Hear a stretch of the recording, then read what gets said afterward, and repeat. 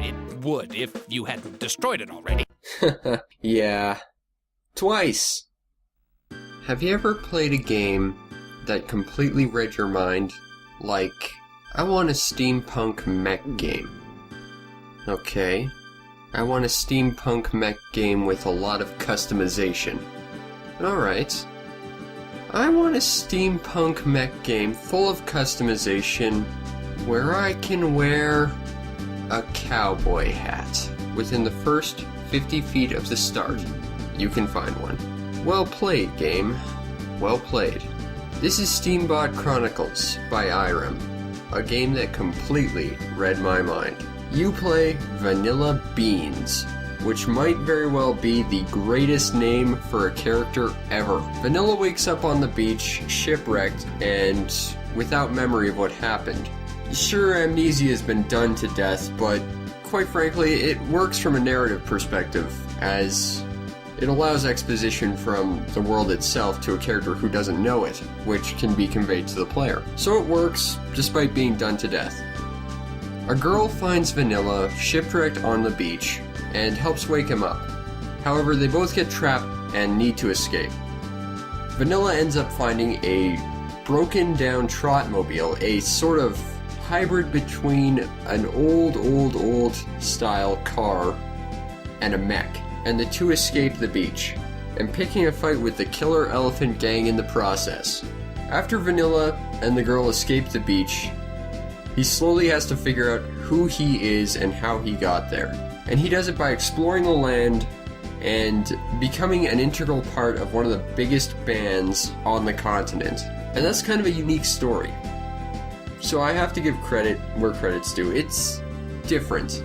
And I think that's a really good analogy for this game. It's a very different sort of game.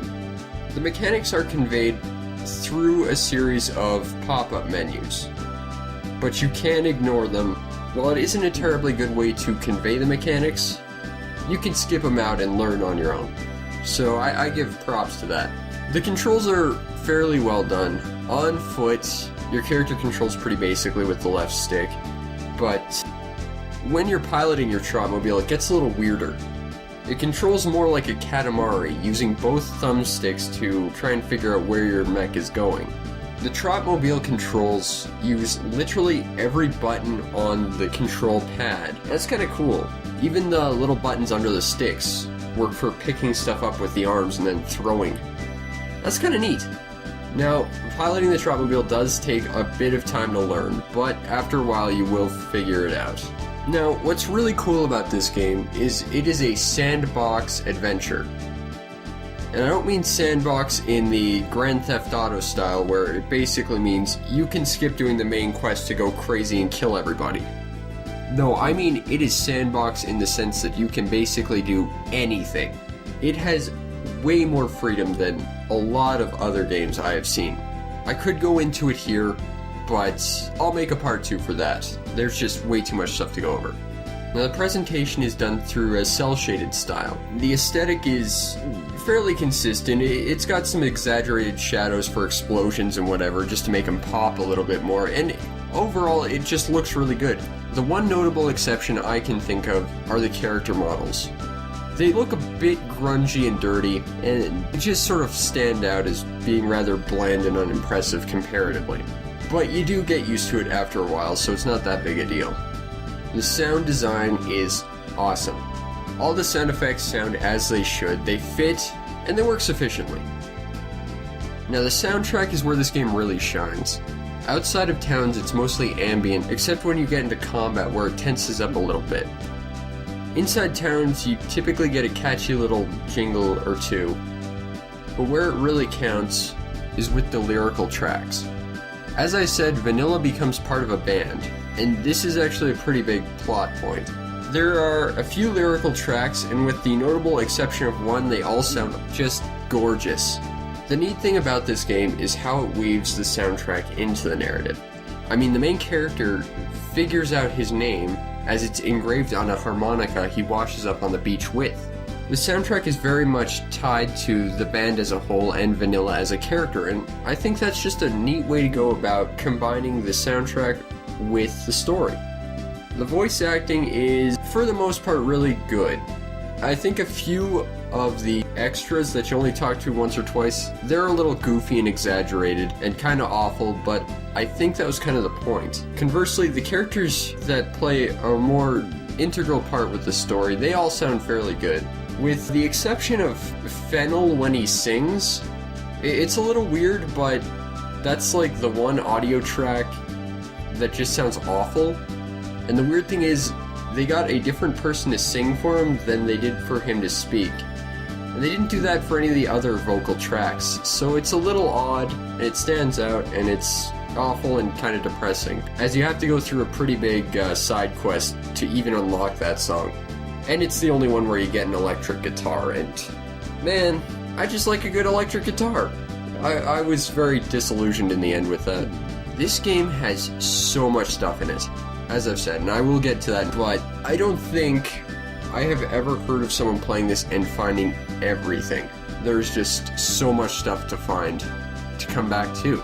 I mean, even the different conversation trees your characters can have change what the people think of you. I mean, hell, at the beginning of the game you're given a personality quiz just to show what the people are going to respond to Vanilla like and how Vanilla will respond to them.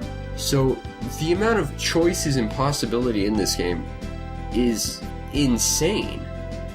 It's awesome. That is one thing that I really like about a game that I think is a mark of something I really enjoy going back to and playing over again, is that a game provides a good core experience that has a decent narrative and fun gameplay, and it just expands on it by giving you so much stuff to do. There are two notable flaws that I can think of, though. First of all, the loading screens. There are a lot of them. And even in towns, there are 2 or 3 just to get in between the various sections. The second biggest problem I have with this game is how the Trotmobile controls in a town. You don't get direct control. Instead, you pick a destination. It starts wandering in that direction, following the road and waiting at all the stop signs. It's just kind of slow and obnoxious, but I think that's the only 2 major detractors I can think of.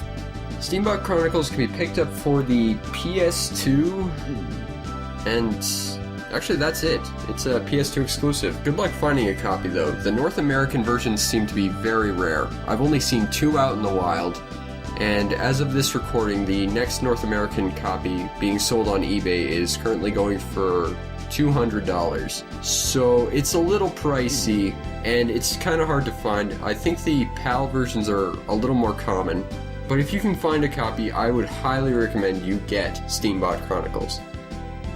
Because this is a special game that I think anyone with a PS2 should have to complete their library. I would like to make a note though, if you are going to get a copy, make sure it comes with the manual. Now I know, a manual really isn't that important, but this one is written awesome. It is written like someone is just shooting the breeze with you. And if you actually go in and read some of the stuff, especially near the end, it just gets goofy and funny. But that's Steambot Chronicles, a game that I'm very passionate about, and I think a lot of people would enjoy, especially if you like games that give you plenty of freedom and stuff to do.